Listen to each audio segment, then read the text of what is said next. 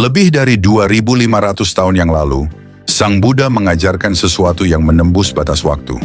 Tidak ada inti yang tetap dalam diri ini. Tubuh, perasaan, pikiran, kesadaran, semua hanyalah rangkaian proses yang saling bergantung. Mereka timbul karena sebab, berubah setiap saat, lalu lenyap ketika kondisinya hilang.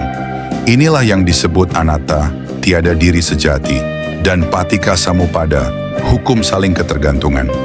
Buddha menegaskan, ketika ini ada, maka itu ada. Ketika ini lenyap, maka itu pun lenyap. Berabad-abad kemudian, para ilmuwan mulai menyingkap rahasia alam semesta dengan cara mereka sendiri. Melalui fisika modern, mereka menemukan kenyataan yang mengejutkan. Partikel, yang dulunya dianggap sebagai benda kecil yang padat, ternyata tidak memiliki bentuk tetap.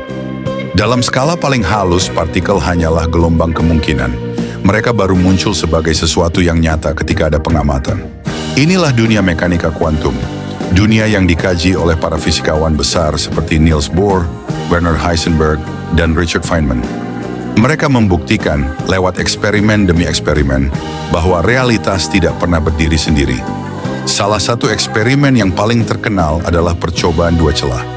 Bayangkan ada sebuah papan dengan dua celah sempit di depannya, dan di belakangnya ada layar untuk menangkap cahaya atau partikel. Ketika para ilmuwan menembakkan cahaya melalui dua celah itu, hasilnya bukan hanya dua garis, melainkan pola gelombang, seperti riak air ketika melewati dua lubang sekaligus. Artinya, cahaya berperilaku sebagai gelombang. Lalu mereka mencoba dengan partikel, misalnya elektron. Anehnya, hasilnya sama. Partikel kecil yang seharusnya seperti bola justru membentuk pola gelombang, seakan-akan setiap elektron melewati kedua celah sekaligus. Namun ketika para ilmuwan mencoba mengintip, dengan memasang alat untuk melihat celah mana yang dilewati elektron, sesuatu yang luar biasa terjadi. Pola gelombang itu hilang. Elektron tiba-tiba hanya melewati satu celah, seperti benda biasa. Dengan kata lain, begitu ada pengamatan, perilaku elektron berubah. Inilah misteri besar. Kenyataan tidak terpisah dari pengamat. Tanpa pengamatan, partikel berada dalam keadaan kemungkinan. Dengan pengamatan, kemungkinan itu runtuh menjadi satu kenyataan. Para ilmuwan sendiri banyak yang terkejut dan kebingungan dengan hasil ini. Richard Feynman bahkan mengatakan, percobaan dua celah adalah jantung dari mekanika kuantum, dan siapapun yang mengaku mengerti sepenuhnya, sebenarnya belum benar-benar memahami. Jika kita renungkan betapa miripnya hal ini dengan ajaran Sang Buddha.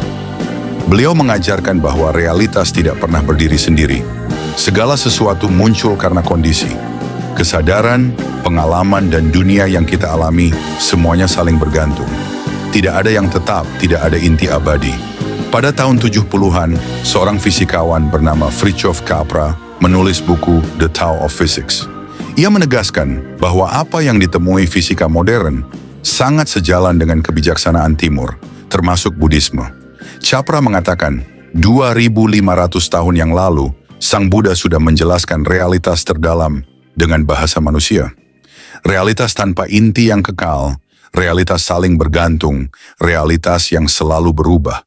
Inilah yang membuat ajaran Dharma terasa begitu dekat dengan penemuan ilmiah. Dalam fisika modern, setiap partikel hanyalah getaran dari medan yang saling berhubungan. Tidak ada sesuatu pun yang berdiri sendiri.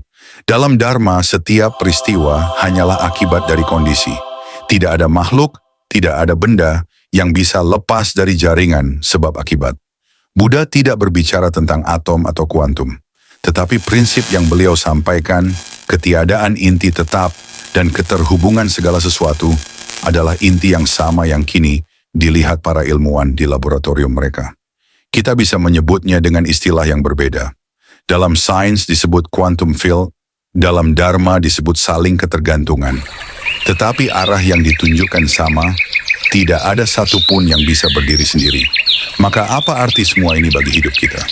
Jika tidak ada aku yang terpisah, maka penderitaan dan kebahagiaan orang lain tidak bisa diabaikan.